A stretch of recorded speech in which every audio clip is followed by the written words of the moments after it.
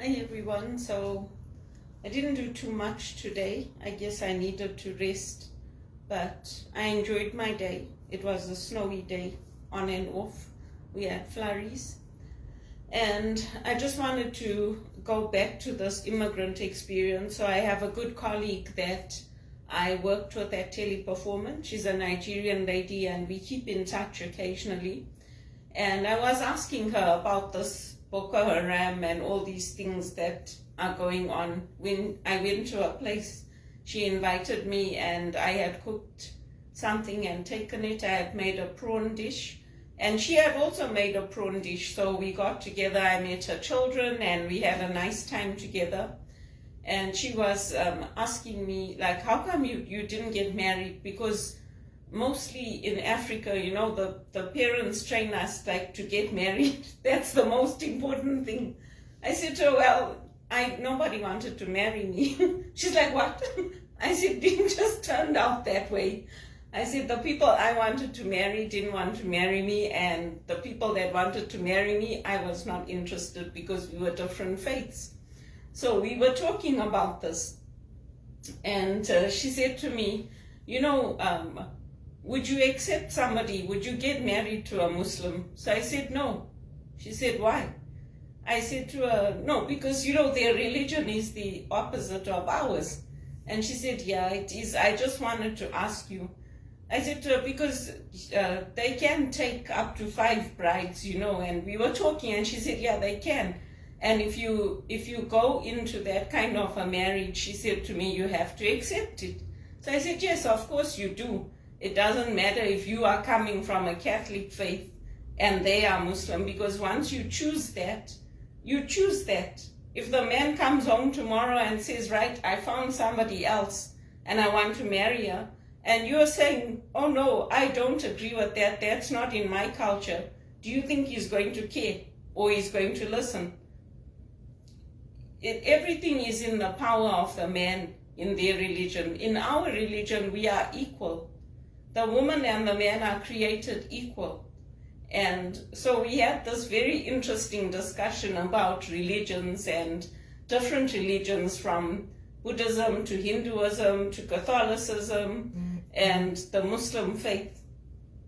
But each to their own. We live in a society like in the Bible times, a pluralistic society where people can make choices. And I'm quite surprised at Zimbabwe and that they're bringing in acceptance of polygamy. I know that in the African cultures back in the day, they accepted polygamy, but one of my friends had posted on LinkedIn, she's like, oh, well, then make it equal. Make it for the man and the woman. Let the woman also take several husbands. So, I just don't agree with it. And I think before you get married, you have to think about those things. My friend Amy, I don't hear from her anymore, but before she got married, she had done a discernment with me about her marriage. And I said to her, you have to talk about everything. There's, if you decide to get married, you make that commitment, but you have to know that it's for the good and the bad times. It's not just for the good times. And many of us are not in perfect health. We have health conditions, or we're a bit slow, or we don't understand things the first time. But a love on a solid foundation is different to a love where you're getting married because the guy has money, or he has a house, or he's well-to-do. Because if those things get taken away by God, that marriage will likely not survive. Because all kinds of things come against us in life. So it was nice to talk to her and just to have somebody who is equally yoked with you, who is a Christian, who is a woman of faith, where you can combine your faith, you can pray together, you can have a common understanding. I think that's the most important thing for me, because I've had a lot of friends, but last year and the 5 years since I started working at Teleperformance is where God has brought good friendships into my life, other Christians that I can fellowship with, that I can share my heart with, And this Nigerian lady, my friend, she's one of them, Victoria. So Esme's the other one. But we have to have that common understanding of what it means to be yoked, to give your life to somebody, to each other. And I think it's a beautiful thing for me. I always look up to my mom. I always admire her for the deep, deep love that she has for my dad. And I always say, I hope I find somebody like that in my life that I can love and cherish, and who cherishes me the same way. Because my mom never said too much, but we all felt it when Dad died. And she reminded me, she said, I'm sure you remember how I used to cry. I said, no, I buried all those memories. I don't sit and think about them. I try to hold on to the good times, the good memories of the good things we did with Dad and the fun we had. And when the marriage doesn't work out, I admire people like Elvis Presley who do right by the women, who say, you know what, if this is not working out, then I want this lady who has been a part of my life to be cared for, to have enough, more than enough, to look after herself and my child. I think in Africa we have so many marriages. I don't know about Canada because I haven't really had a life here, to be honest. I just used to do job hunting and look for work, and that's it. The people I met, it was all about work. But we had so many women that got left by their husbands, got left to raise the families alone, children born out of wedlock. And from what I understand from talking to women that came through with the One campaign, that's still happening. And it's sad. Especially like with the men, they have sex with the women, they give them AIDS, and then they move on. And the woman is left, now the woman has AIDS and the child has AIDS. So the work that we were doing with the One campaign, it was important work. And, getting those drugs, those treatments out to women, it helps to save lives, to change things for women. But yeah, the cards always were stacked against us as women. We are not people's property. We have a right to vote now. We have a right to dress how we want. We have a duty to society as well. We're not kept by the men. And especially for single women, we are able to make our own decisions. We don't need people making decisions for us, telling us that they think we're incapable of thinking things through. They think we're incapable, like with the psychiatric assessment that I had to do. It hurt me. It hurt me deeply. The only reason that I did it was because the police told me if I didn't do it, they would come and get me. They would arrest me and take me and make me do it. And it's not to say that I didn't notice where we went, where we parked. It must have all been arranged with my uncle, because I saw the police standing there on the side and I made eye contact with them. And the one police officer, he started crying, his face went bright red.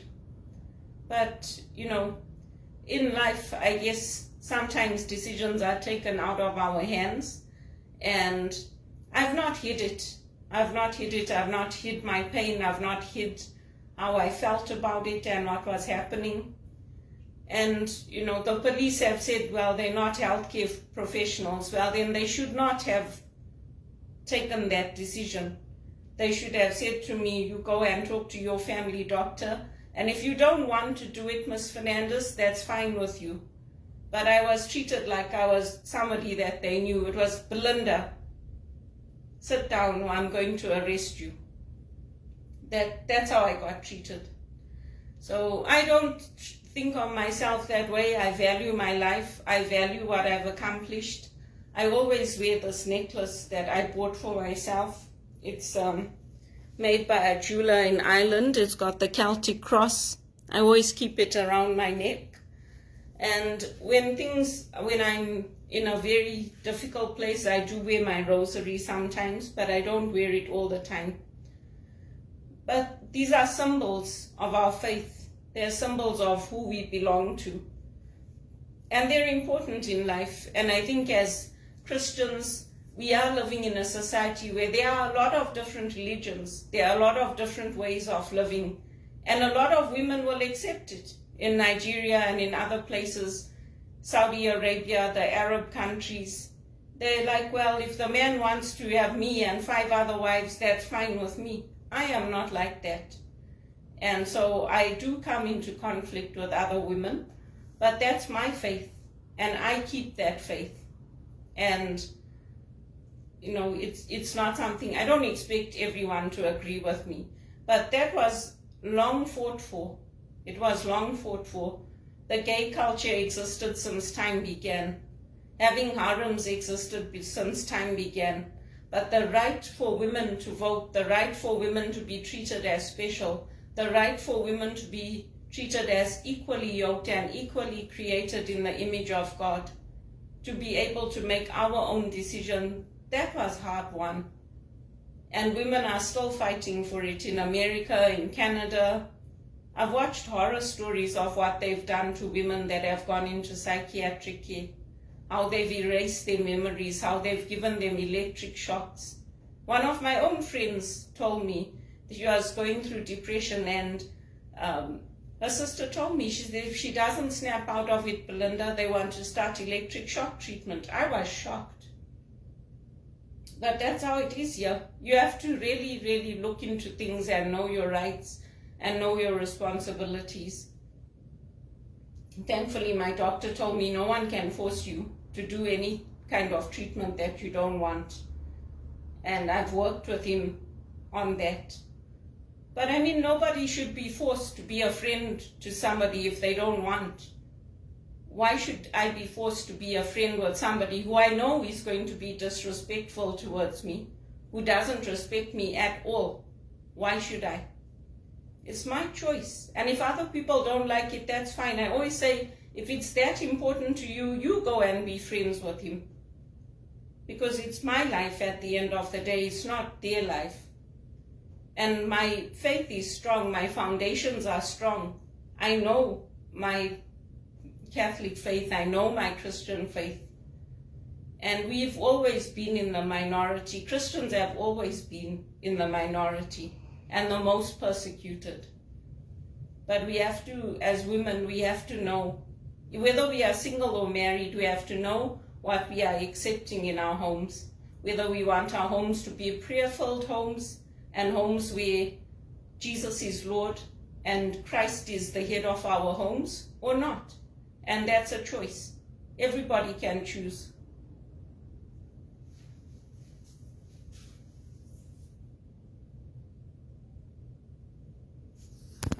This connection is slow today. I don't know what's happening.